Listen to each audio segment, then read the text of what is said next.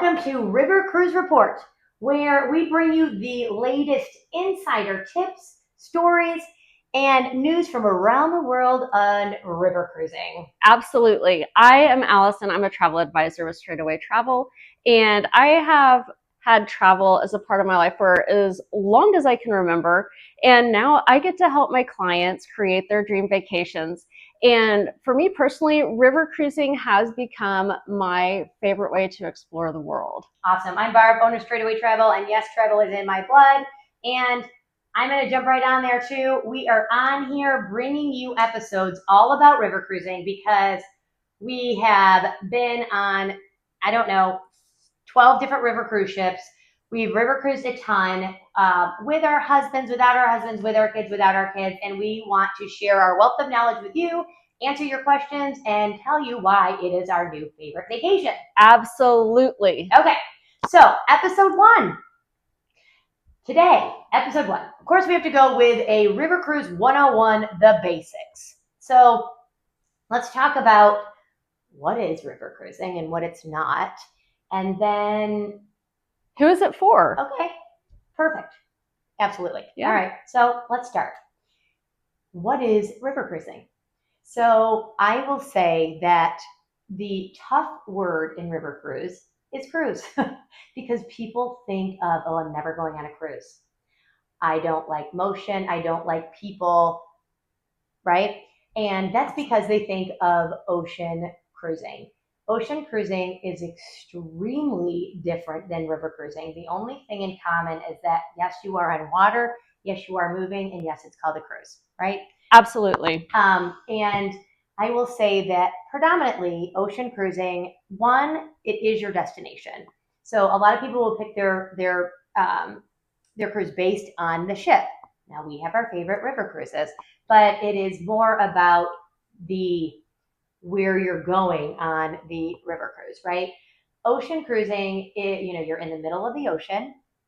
Sometimes you said 3 days. If you go travel down to the ABC Islands, you have 3 days of, at least 2, of being just on the ship, right? Yes. And you have with ocean cruising, it's typically even your bougie, smaller, boutique vessels are 1,000 people, all the way up to those mega ones, which we love and our kids They're great. love. They're right? great. They're Absolutely. awesome, but it's not even close to river cruising. And those go up to like 7,000 people. 12 to 17 decks. River cruising is under 200 people, always, and you have 3 decks. It's so easy to navigate, and it's intimate. Right? And you never get lost. Never get lost. Never get lost.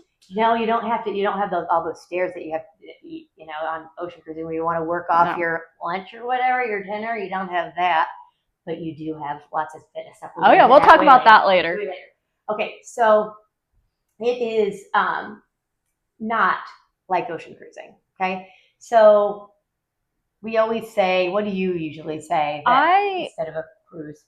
So I compare it to like a floating boutique hotel where you unpack once and you just float from city to city. Okay, so unpacking once is a huge thing about river cruising, right?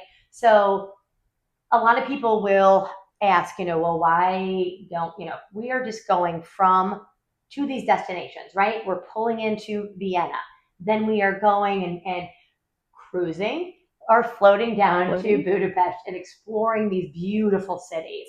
Why not just stay in those cities and then drive to the next city? Right? Absolutely. Why not? So, well, first of all, you said it. You unpack once. And there's so many other reasons, which you're going to get into in so many of the episodes. But I will tell you a really big piece is the comfortability of it. So you are, if you are going to a brand new place, most river cruising, are in the rivers of Europe. We're going to go beyond Europe, but it is, it's kind of scary going into a brand new place that you don't know. The comfortability on a river cruise is that you are with the staff and the knowledgeable people during your whole adventure, and that your cruise director is, your guide and your go-to person during your whole adventure. I get to know them very well. They become your friends instantly. They become like family. All of the staff are amazing. So you have the comfortability of that. You always have the same people there. You even get to know the captain. You do. Which is huge. I mean, I don't know. That's probably... The captain will show you how he steers the ship. The coolest thing. Yeah. You can sit with the captain's chair. Ask him. He'll let you. I promise. Tell him Barb sent you. So, and it is, it's intimate. So comfortability and intimacy meaning that you have under 200 people. And I don't care if you're the biggest introvert, and you are going to meet people from all over the world, and they will, if you're a social media person, if you're on Facebook, they will become your Facebook friend, and they are going to probably want to travel, with you, or ask you where you're going next, because, you break bread, you go to these cities, you explore the culture, the wine, the beer, the people, and then when you're back on floating from city to city, and Allison, I didn't say, which is so true, when you're floating from city to city, you look up, there's a castle, there's a vineyard, there is the views. Yeah, medieval ruins. Right? Yeah, UNESCO all around you. And you're not going to get that when you stay in a city and then driving to the next. You're never going to have those views. It's a completely different vantage point. I mean, I'm just thinking of Parliament in Budapest as an example. The pictures from the water are so different from the pictures from land. Yeah. It's just a completely different way to see a city. You're in Fisherman's Bastion, at the Hilton in the Castle District. You have that view, but that's, yeah. You got to know those things. It's an insider tip where to stay in Budapest. We'll tell you.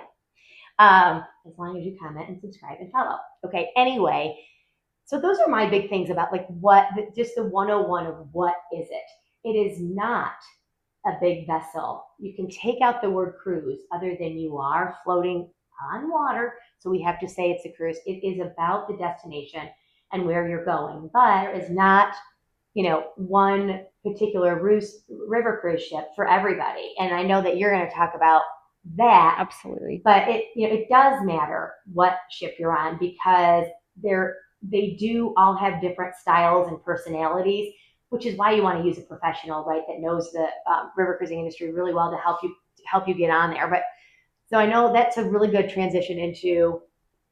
Yeah. So who is river cruising for? Because I don't know about you, but I always had the stereotype that river cruising was for the 65 and up crowd, maybe retirees, that were spending their golden years floating through Europe. But that was just my impression.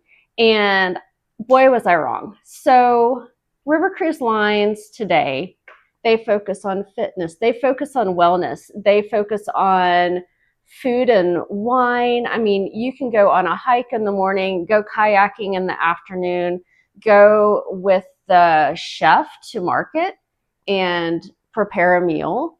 Or if you do want a more relaxed vacation, you can just do the walking tours or the bus tours. I mean, you can make your vacation anything you want.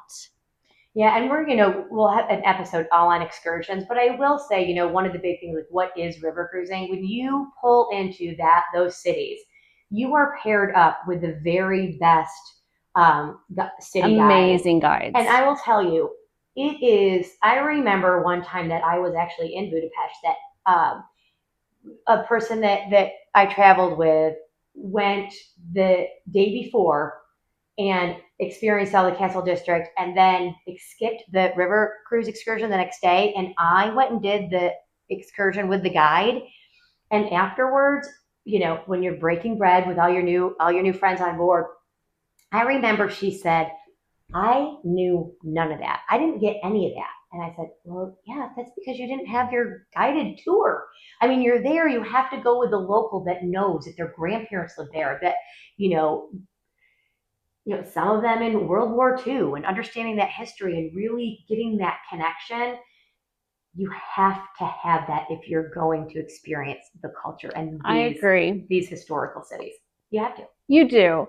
And so with a river cruise, there are a lot of people that want an adult-only experience, and there are cruise lines for that don't allow children.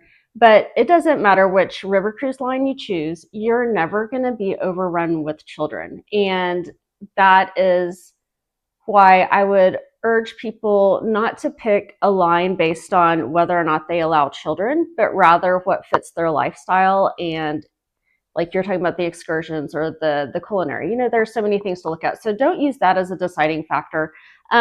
They do, however, have itineraries, some of these cruise lines do, that are built for children for that and for multi-generational groups. And so there are some wonderful itineraries where you can grab your children and the grandparents and have an amazing river cruise vacation, and not just in Europe. So you can literally travel the world doing this with your family. And I can't wait to hear this Christmas season. We're both doing a Christmas market river cruise separately. I'm going with my husband. And I'm going with my husband and my 2 teenagers. So that will be an episode comparing what it's like to do Christmas markets just adults and what it's like to do Christmas markets on a river cruise with your children. And Allison's so right. I have a regular itinerary, right? Not the multi-generational itinerary, but a regular itinerary. You don't need an adult-only cruise line because, I mean, I will say the youngest person on a river cruise that I've seen was like 16.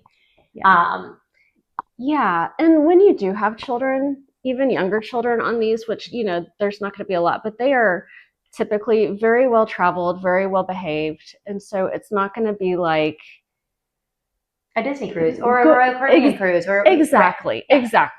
Yeah. And we will have an episode about the ones that are great for teens. I mean, we are going on one with our children together next summer. There's a movie theater on board. How cool is that, right? And they're small. They're still only 3 decks. Just amazing. But there is, with these, you said, multi-generational ones. And I will say I've lost all my parents, my in-laws, my parents, and part of why, I love helping people with travel is to be able to help people have those moments with their loved ones. And I'm telling you right now, because I live it every day, you're not going to remember, the watch you got, or 100%. And I know that, you hear this sometimes, but it's so true. It's the moments that you make with your loved ones that are going to stay with you forever and that mean the most. And, river cruising is not cheap, but it's also not expensive when you know what you're getting with it, right?